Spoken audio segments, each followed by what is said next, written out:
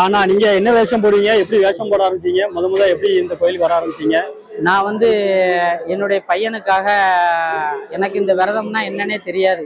ஒரு நேரம் சாப்பாடு இல்லைன்னா பசி தாங்க முடியாம வீட்டிலே பயங்கரமா சண்டை போடுவேன். அந்த மாதிரி ஒரு கேரக்டர்ல இருந்தவனை என் பையனுக்காக உடம்பு சரியில்லாம இருந்தது. அப்போ ஊருக்கு தர்மம் எடுக்க ஒரு காளிசாமி வரும்போது நான் இல்லை, எங்க வீட்டுல சொல்லிட்டு போயிட்டாங்க, இந்த மாதிரி மாலை போடுங்க, நீங்க மாலை போட்டீங்கன்னா பையனுக்கு சரி பண்ணி கொடுங்க அப்படின்னு சொல்லி.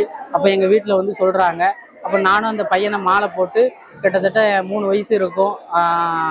1வது தசராவுக்கு இங்க வரும்போது கூட்டத்தை பார்க்கும்போது பயங்கரமா இருந்துச்சு. முதல்ல வந்தேன். ஆனா அதுக்கு முன்ன தசராக்கெல்லாம் இப்போ வருவேன், விரதம்லாம் இருக்க மாட்டேன், சாமி கும்பிட்டு அப்படியே போய்கிட்டே இருப்போம்.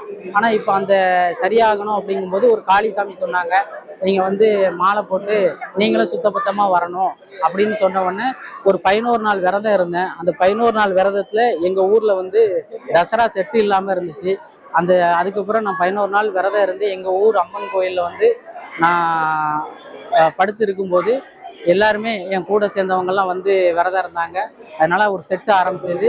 அப்புறம் ஒரு 7 வருஷம் என்னை காளி வேஷம் போட சொல்லிச்சு. நான் போட மாட்டேன் அப்படின்னு சொல்லி நான் செட்டை வழிநடத்தி கொண்டு வந்தேன்.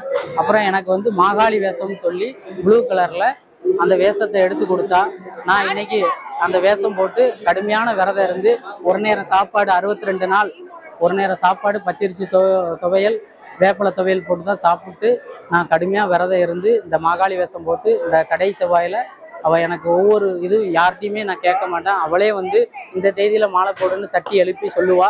அந்த தேதியில் மாலை போடுவேன். அதே நாள் விரதம் இருப்பேன். எல்லாருக்கும் அருள்வாக்கு சொல்கிறேன். அந்த அருள்வாக்கு சொன்னால் இன்னைக்கும் காசு பணம் இல்லாமல் நான் அருள்வாக்கு சொல்லுவேன் அப்படின்னா எனக்கும் என் குடும்பத்துக்கும் பக்கபலமாக இருந்து பாதுகாத்து வரக்கூடியவா. அதே மாதிரி உங்களுக்கும் உங்கள் குடும்பத்துக்கும் அவள் பாதுகாப்பாக இருக்கணும் அப்படிங்கிறத நான் வேண்டிக் கொள்ளுவேன். எல்லாரும் நல்லா இருக்கணும். இதுதான் துளசி முத்தாரம்மனுடைய அதிசயங்களும் அபூர்வங்களும்.